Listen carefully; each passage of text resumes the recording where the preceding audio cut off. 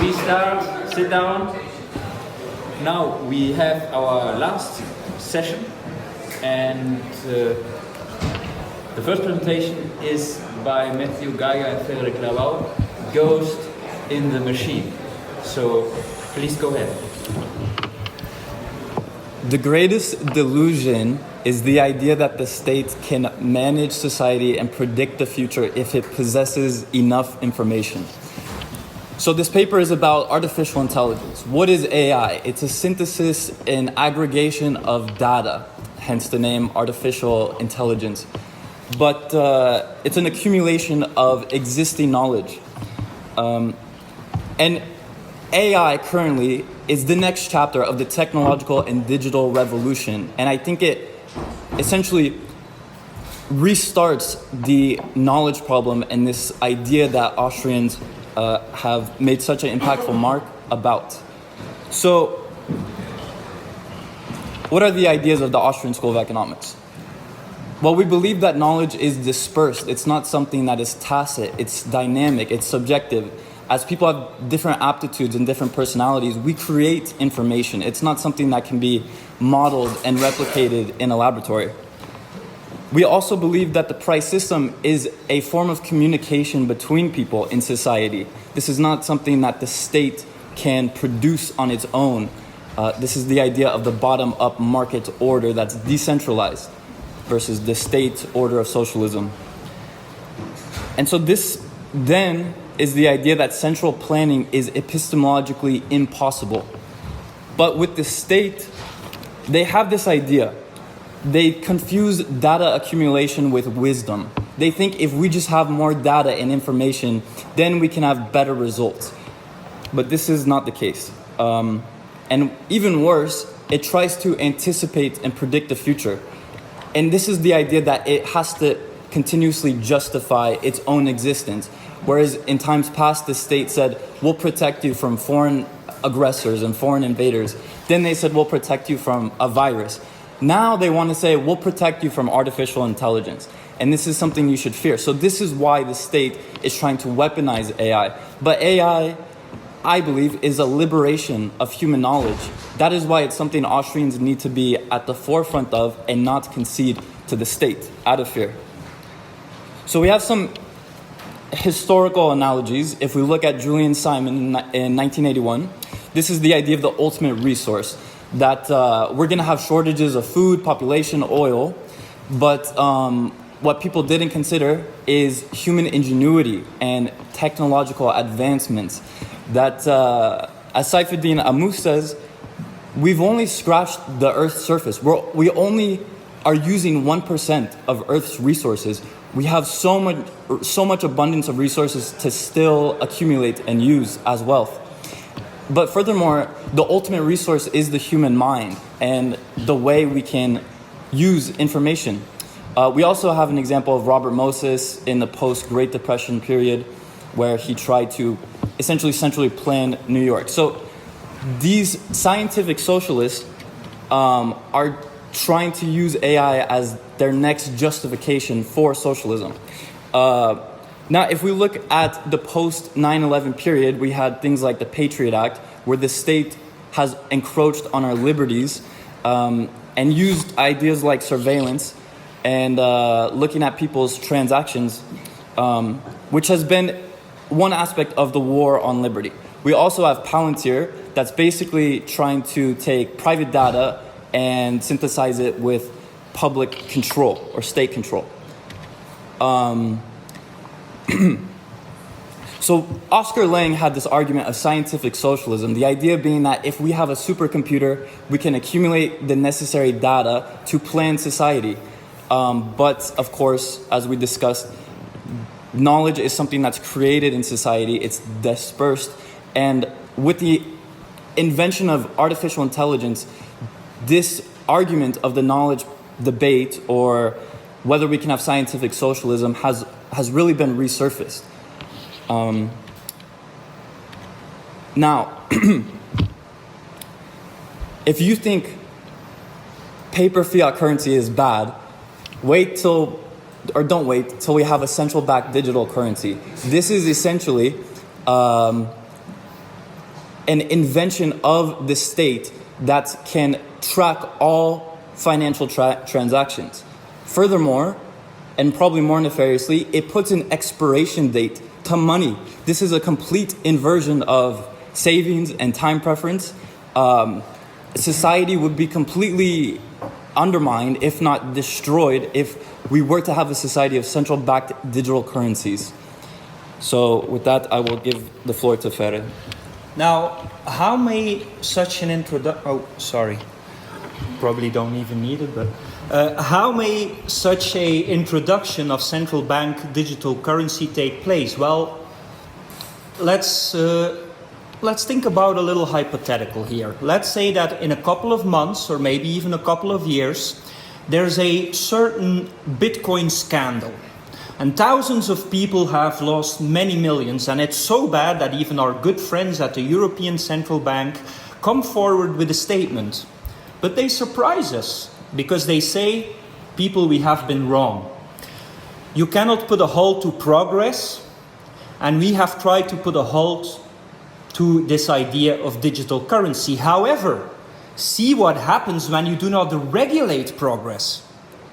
And they will use that example, that crisis, that scandal, if it was real or if it was astroturfed, it's kind of irrelevant at that point, to introduce to us this idea of the central bank digital currency as a safe way to implement that wondrous future. And this is very important. People always like to use the phrase, never let a good crisis go to waste. And that is true, but it's too narrow in its wording. It doesn't even need to be a crisis. Any hopeful future, any change that the state or any structure of power says is on the horizon is also an opportunity for those structures of power to make up and alter what we expect from the future and to create a narrative so that we can accept certain things. This, for example, these are only 3 examples of research papers that have been written and published this year on the explicit connection between AI, the consequences of AI, and the universal basic income. And people in general, but we specifically as libertarians have to be very aware of this. When you see these kind of articles, they are a red flag, because here they are shaping a narrative. They are making it so that little by little people will be perceptive and open to the idea of accepting such a thing.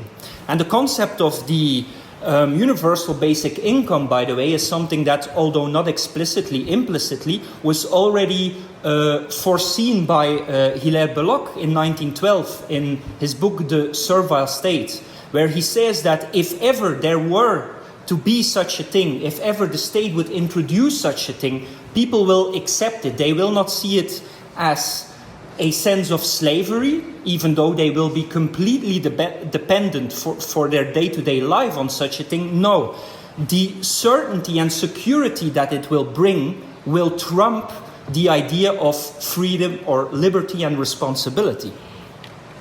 Now, this is kind of to conclude Matthew's argument and the main argument of our presentation here, which is that if we are thinking about threats concerning AI, then indeed the biggest threat lies in AI weaponized by the state.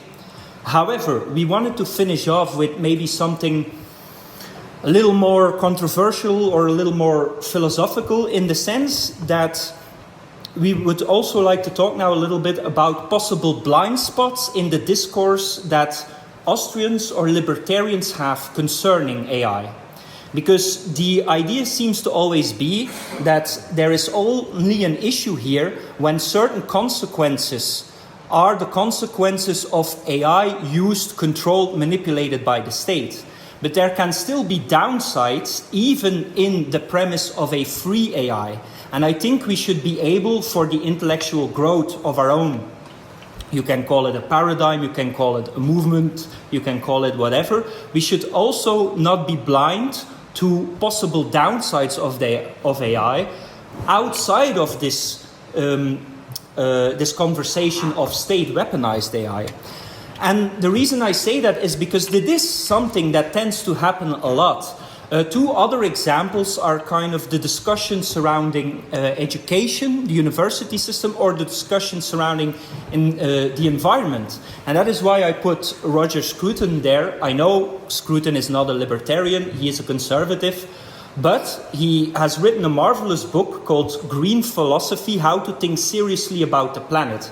And what is the idea behind it? Well, he says, if you call yourself a conservative, again, following along now the example to make a point, then an obvious question would be, what is it exactly that you want to conserve then?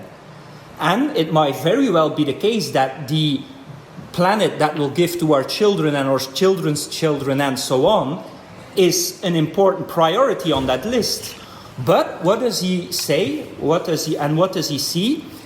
This conversation has moved from first people saying this particular argument is leftist, and we have the climate hysteria argument and so forth, to this kind of new reality where even caring about the subject in and of itself is already considered to be leftist.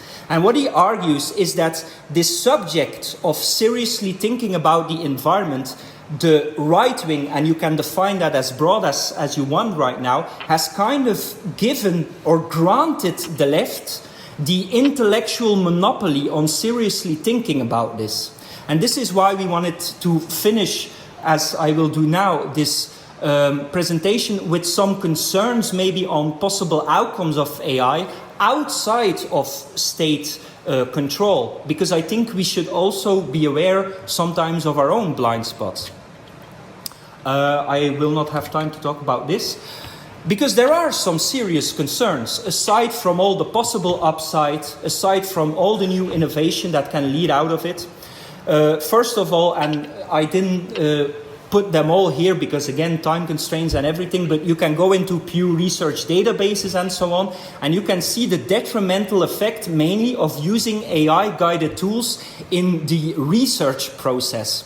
Because, of course, you're outsourcing the research process, and the paradigm seems to be, well, AI is just a tool that we use in a certain process, but the vision and the conclusion will still be mine. But I think that is an unwarranted distinction. The process in itself of studying, of being able to handle sources, of having that tacit knowledge, but partially tacit, partially scientific, of knowing how to distinguish between a legitimate source and an illegitimate source, all this comes through that trial and error process of researching. It is not just about your vision in the beginning and your conclusion at the end. More severe, maybe even, possible demographic implications of this AI revolution. We're already in a demographic decline in Western countries, let's say. And we have more so than that. There is a culture, and again, you can look up these research statistics. We have now a generation of specifically young men who are even afraid of going up to a girl in a bar or at any social occasion to try and start up a conversation. A lot of young men are now foregoing even the possibility of forming a long-term relationship. And of course, a lot is at play here: secularism, nihilism, the danger of being on public, on social media as some kind of pig because he tried to give a compliment to a woman he doesn't know. But at least there was still an emotion there that could counter that, and that was loneliness. Young men don't want to be lonely. But now envision that future where that last emotion that can counter that is taken away by a surrogate virtual partner, which is now really surging. And even more, romantic considerations, I think, should come into place. There is now a whole new, again, entrepreneurial sphere where we have these AI experts, I don't like the word expert, but whatever, who create for you a virtual version of yourself that you then use to call your parents. Because a lot of people they have to call their parents each week, maybe one time. They don't like to do that. They feel it's kind of pesky. And it is already a booming business now that you just, your mother or your father is on the phone with an AI bot of yourself. And now I understand that Austrians might say, yeah, but look, these are cultural considerations or spiritual considerations. They are irrelevant. I don't think they are irrelevant. If economic consequences of AI are something worth talking about, then spiritual consequences are as well. So I'm not saying that this is an argument for controlling AI. I'm just saying that we will need to go beyond seeing AI in the context of the state and talk about these issues as well. Because the irony, and I still have a couple of minutes, I think. So because the irony here is that the current debates seem to be revolved around this question whether AI will or will not become more human. But my point is that the opposite is also kind of true. Due to all these day-to-day capabilities of AI, mankind is becoming more and more like an algorithm, where we will see all these social interactions, having to call with our parents or having to write a love letter for the girl I like at school, as we will see those as a problem that requires the most efficient and time-saving answer. And therefore we will use AI. So we are becoming like, scientific socialists in a way. So I will end with this point. The only thing we're saying here, as the conclusion already was that indeed the most explicit and immediate threat here is a state-controlled AI, and we have to be aware of that. But I would also like there to be openness to see that even within liberty-minded circles, there are legitimate concerns as to the possible consequences that are indeed more cultural or more spiritual, but that we should still take into account. And I'll finish with this last example. The reason I put a self-driving car here is that when Martin Heidegger talks about techne, he sees techne not as the product nor as the function of the product. He sees it as the experience. And if you disconnect the experience of the individual with the technology, you will create infantilization. And at least with a normal car, you are aware that your actions have consequences. It fosters a certain culture of liberty. But take that away through that disconnect. In the long term, who knows how big the infantilization consequence will be on our people. So, some things to consider. I think we'll have to finish up here. Thank you. Okay. Thank you.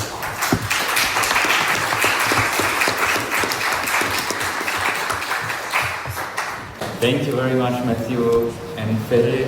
Questions, comments, David? Thank you, guys. Is it early comments? Yes. Because the first half of Matthew's talking, by the way, is about AI weaponized by the state. I read it I listen to it in the surveillance sense of the word, and then Fede, when you're talking, it's more like spiritual expose. I'm not seeing the connection. It just sounds like two different things going on when I hear it. That's why I had to ask. But my question is, cui bono is a real question you gotta ask, and I'm always skeptical. I have to naturally be skeptical of these things like the state is out to get us, because in this sense I don't understand how the state benefits in this way. So I get it from the state weaponizing it for surveillance purposes, but then I don't understand it from the spiritual side of things. How does the state actually benefit from this? Well, first to answer, so the connection is that even within a scenario where we do not have state-controlled AI, the consequences of AI might be a sort of creation of a libertyless culture, of a infantilized culture, which then, of course, can enforce state oppression. So that was kind of everything that had to come together here, but that I had to kind of rush, was again that connection with Hilaire Belloc. this idea that, that was only one example, the introduction of central bank digital currency, which will be accepted just for sake of ease, but it will only be accepted because you have a people who is so alienated already by a culture of liberty. And so, in a way, it is still taking shape, the paper, but it is indeed a two-pronged approach where we do want to talk about the dangers of state-controlled AI, but we also want to go a little bit further. And I think it is important, again, for the intellectual growth of liberty-minded people that we consider these considerations that are more cultural and more spiritual as part of the conversation, because what tends to happen, I feel, I hear a lot of, one of the sentences that I hear the most out of the mouth of an Austrian is, yeah, well, I also don't agree with that, but. And then comes, an explanation on how the axioms that we believe in lead us to accept some sort of societal decline, and because they were voluntary. And my point is, well, okay, that's all good and well, but that does not mean that we should not talk about the downsides of them. And what is the point, but this kind of comes back to the libertarian dilemma, what is the point of us as people who believe in these axioms of freedom to constantly have to accept certain societal or moral decline or cultural decline that we disagree with just out of the sake for some abstract axioms, while that very society is trampling and destroying those axioms every single day. So it will all come together in that sense, but as you said, it's still it's a paper in progress still. Okay. Did you want to stand up? Ferre not cut you, but don't you think that the artificial intelligence can make also easier the path toward anarcho-capitalism? I mean, using artificial intelligence, it's going to be easier to avoid free riders, so the public good argument for the state will disappear. It will be much easier to define property rights in the streets, in urbanizations and so on. It will make much easier the prevention of crimes at the private level. So I'm much more optimistic than you. I think that the evolution of technology is pushing in favor of liberty and not the other way around. Of course, being conscious that we also have the threat of the state, that the state is willing to take monopoly in order to direct our lives of AI.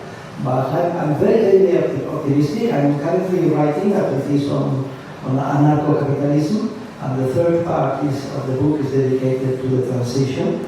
And we have a lot of hopes in these new technological developments in order to make feasible the society we are envisioning.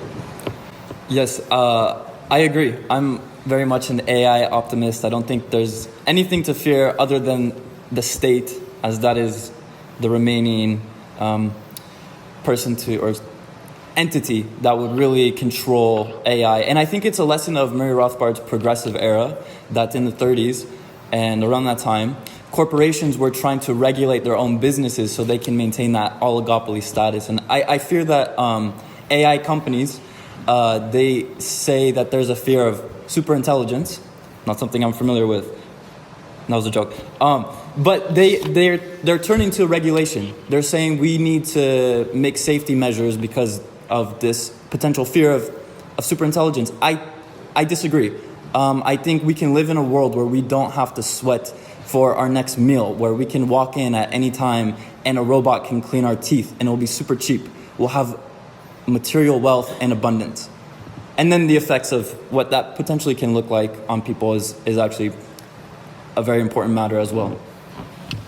Okay, thank you. Unfortunately, we have to come to the next presentation by Bruno. I hand you over your gold. Thank you. Certificate. Thank you.